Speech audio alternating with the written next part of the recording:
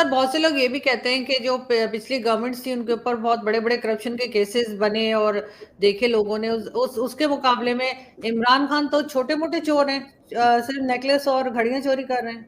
नहीं, असल में दर हकीकत इमरान खान साहब सिर्फ खुद चोर नहीं थे ना, ये तो 40 चोर और अली बाबा थे साथ, इनके तो 40 के करीब चोर थे भाई। ये जितने जितने बगैर दाढ़ी मूछ के बच्चे इन्होंने रखे हुए थे, 25-25 साल के मिनिस्टर्स आ रहे हैं, 24-24 साल के, वो उन्होंने अरबों अरबों का टीका लगाया पाकिस्तान।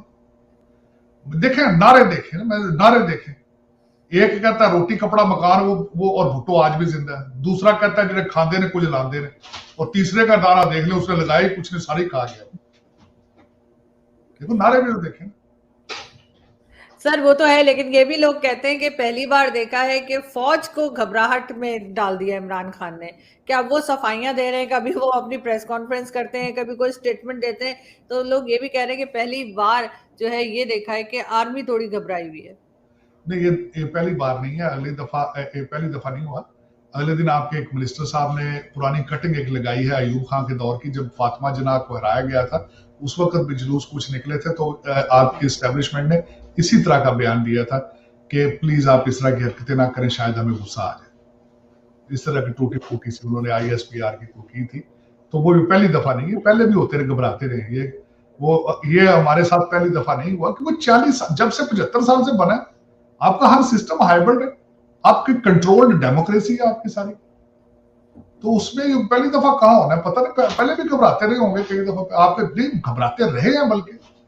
बल्कि अगले दिन मुझे इंटरव्यू याद आ गया, बाजवा साहब जब आए थे तो उस वक्त इनके अंदर से लोगों ने इनके खिलाफ कई इनके मजहबी अकीदे के ऊपर हमला किया गया था, और 2-4 अफसर जो है फिर उनको जबरी निकाला गया था। जनरल रिजवान के बारे में बात कर रहा हूँ। तो ये इनके अंदर भी ऐसी चीजें होती रही है, पहली दफा नहीं है कि फौज घबराई है। लेकिन ये कि इनको संभालना चाहिए, जो प्रोजेक्ट चलाया इन्होंने था, दिस इज देयर प्रोडक्ट। तो जब आप एक प्रोडक्ट लॉन्च करते हैं तो प्रोडक्ट खराब हो जाए, तो मैन्युफैक्चरर जो होता है उसकी लायबिलिटी होती है, तो उसको ओन करे, ठीक करे उसको, इसको सर फवाद चौधरी का कहना है कि हम इंडिया सही कहता है या इंडियन प्राइम मिनिस्टर ठीक कहते हैं कि आखिर हम बात किससे करें पाकिस्तान में। तो अब होश आई है, जब 3.5 साल हुकूमत में थे तो उस वक्त इनको कोई होश नहीं आई कि भाई हम बात किससे करें। ये तो सोचने वाली बात। जब आप हलवा खा रहे थे, मिठाइयां खा रहे थे, जब आप जहाजों पे चढ़ते थे, आप प्रोटोकॉल लेते थे, उस वक्त आपको याद नहीं आया। आज अब जब हुकूमत से बाहर नहीं, उस वक्त तो आप कहते थे फौज के खिलाफ बात करेंगे तो आप लीबिया और इराक बन जाएंगे। उस वक्त तो खान साहब भी ये कहते थे कि बाजवा साहब जैसा मैंने आर्मी जनरल देखा ही नहीं है। आज बाजवा साहब सबसे बड़े जमहूरियत पसंद जर्नैल हैं। This is speech. आज ये कहते हैं कि हम कहते हैं बात किससे करें। ये डबल स्टैंडर्ड वाले, दो चेहरों वाले लोग हैं। आरजू आपकी बदकिस्मती ये है कि आपको अच्छा सिंसियर लीडर ही नहीं मिला, बल्कि लीडर क्या मिलना है, आपको कौम ही नहीं मिली जिसमें नेशनलिज्म हो। मैं ये बिलीव करता हूं कि जिस तरह की कौम होगी उसी तरह के लीडर आपके ऊपर मुसल्लत कर दिए जाएंगे।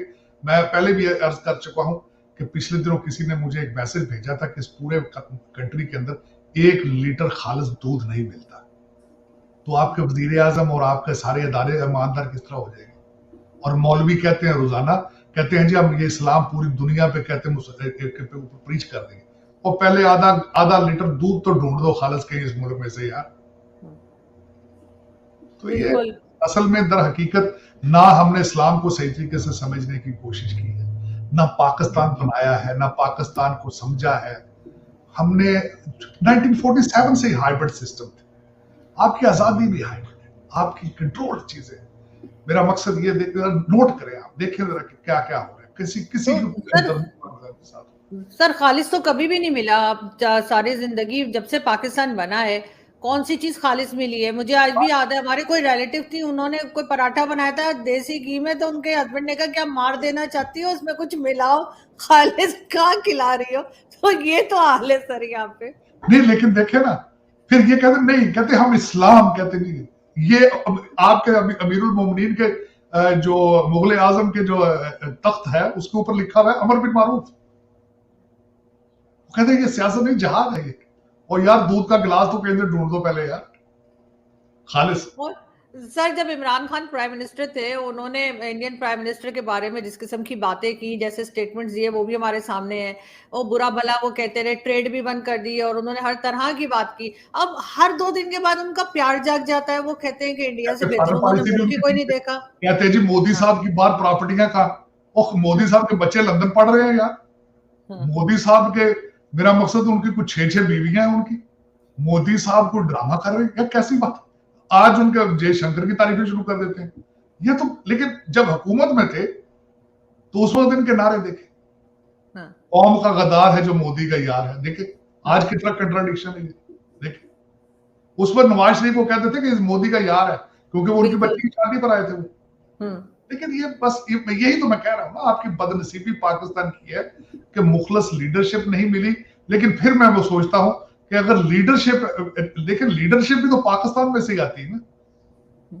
तो पाकिस्तान के जब आम, आज मैं एक मिसाल आपको छोटी सी देता हूँ आपको। आपके पड़ोस में, बल्कि आरजू, एक इतना बड़ा आज वाकया हुआ है कि आप उस वाकया में आज आपको सुनाता हूँ, उसके बाद आप प्रेडिक्ट कीजिएगा कि पाकिस्तान का फ्यूचर क्या है। आपके फैजाबाद जो लोग खड़े हैं इस वक्त पीटीआई के, उनको रोकने के लिए सिंध की पुलिस को बुलाया गया। सिंध की पुलिस वाले फैजाबाद खड़े हुए थे, तो जब नमाज का टाइम हुआ तो मस्जिद में जाने लगे, तो पीटीआई के वर्करों ने उनको मस्जिद में एंटर होने से रोक दिया। किस लिए क्योंकि कि सिंध से आए? आप सिंध से आए, आप पीटीआई के नहीं हैं। अच्छा। आप ये सोचें कि तो आपकी ज़हनी तरबियत आपकी कौम की क्या हो चुकी है, आपका फ्यूचर अब क्या है। ये बिल्कुल। इसका मतलब है कि अगर कोई सिंध से आएगा तो वो पीटीआई का नहीं होगा। पीटीआई सिर्फ इधर की ही जमात है, ये बताना चाह रहे हैं ये लोग। इसका मतलब ये है कि अगर आप पीटीआई के नहीं है तो आप मुसलमान ही नहीं। मैं पहले भी यही लेकिन सर लास्ट में मैं सिर्फ ये पूछना चाहूंगी, कुछ लोगों का ये भी कहना है, जो जर्नलिस्ट वगैरह हैं, कि इनको 10 दिन के लिए जेल में डाल दिया जाए तो इमरान खान को, तो ये ठीक हो पाएंगे, क्योंकि अभी तक ये गए नहीं है कभी जेल। दर हकीकत ये जो आप फरमा रही हैं बहुत अरसा पहले होना चाहिए था। It's too late. और मैंने पहले भी कहा है कि मैं उसी इदारे को ब्लेम करूंगा जिसने ये प्रोजेक्ट लॉन्च किया था। लेकिन आज आप देखें कि कितना दुनिया में उन्होंने इस इदारे को की साख को तबाह कर दिया। बल्कि आज, और मेरी सबसे ज्यादा परेशानी इस बात की है आरजू, सारी दुनिया परेशान है एनर्जी क्राइसिस पे, इन्फ्लेशन पे, लेकिन पाकिस्तान पे जिसके पास सिर्फ $7-8 बिलियन है फॉरेन रिजर्व, वहां किसी के माथे पे बल ही नहीं। आप तबाह हो चुके हैं सैलाब में, लेकिन किसी के माथे पे बल ही नहीं। एक प्राइम मिनिस्टर है वो त्यारे में घूम रहा है, कभी हाइड पार्क पहुंच जाता है, कभी मिस्र चला जाता है, कभी कहीं, और दूसरा है वो यहाँ बैठा है, उसके बाद उसको भी परेशानी ही नहीं। किसका, मैंने जब इसकी इंफॉर्मेशन, 45 लाख से 50 लाख रुपया पर डे खर्चा था इस्लाम मार्च का। वो कहां से पैसा आ रहा था? और सर दूसरी तरफ एजेंसीज ने जो मुख्तलिफ पॉलिटिशियंस की वीडियो जो है वही रिलीज करती जा रही है कि कभी रिसीव नहीं हो जाती। नहीं, एजेंसीज ने तो 25 करोड़ लोगों की वीडियोस बनी हुई उनकी। ये तो देखे ना, आप वो परवेज रशीद की बात कर रही हूँ जी, तो ये तो कोई नई बात ही नहीं। ये पाकिस्तान में हर बंदे का नाम हिट लिस्ट पर है, हर बंदे की एक वीडियो बन चुकी है। उससे पहले आजम साहब भी थे। कभी आपने ये देखा? हाँ, ये उस कौम में हो रहा है जिसका नंबर 1 है पोर्न देखने में नाम पूरी दुनिया में। तो ये तो कोई नई बात नहीं है। इसमें तो मुझे ये, अब मेरे जैसे कि पाकिस्तानी है, उनको ये खबरें बादरी अब नहीं करती। अब आपके वो जो थे ना, जो एक आपका वो हैकर साहब थे, उन्होंने आके जो रही सही कसर उन्होंने खत्म कर दी, और रोजाना ड्रामा एक शुरली छोड़ देते थे कि फलां की वीडियो आ रही है, फलां की वीडियो। अब लोग कहते हैं अच्छा यार छोड़ो, क्या शुगर ही है ना थोड़ा। सर अभी जो कोर कमांडर्स की मीटिंग हुई है उसमें कि कुछ आपको है न्यूज़ के क्या फैसला हो रहा है? देखिए उसके अंदर फैसला यही हुआ है कि अब उसके बाद कई चीजें ऐसी आई हैं जो सामने, आपको ये पहले अर्ज करने का मकसद यही था। कुछ चीजें इस वक्त हो रही हैं जो ओपनली डिस्कस मीडिया में भी नहीं हो रही है, लेकिन उस पर गलत फैसले कर लिए गए। उसमें सख्त फैसले कर लिए गए हैं कि लाहे अमल क्या होगा। उसमें 2 चीजें डायलॉग होता रहा है वहां पे। एक डायलॉग ये होता रहा है कि हम इंटरफेयर करें या ना करें। उसमें ये भी कहा गया कि इनमें इंटरफेयर ना किया जाए, इनको लास्ट मिनट तक जाया जाए, देखा जाए कहां तक जाते हैं।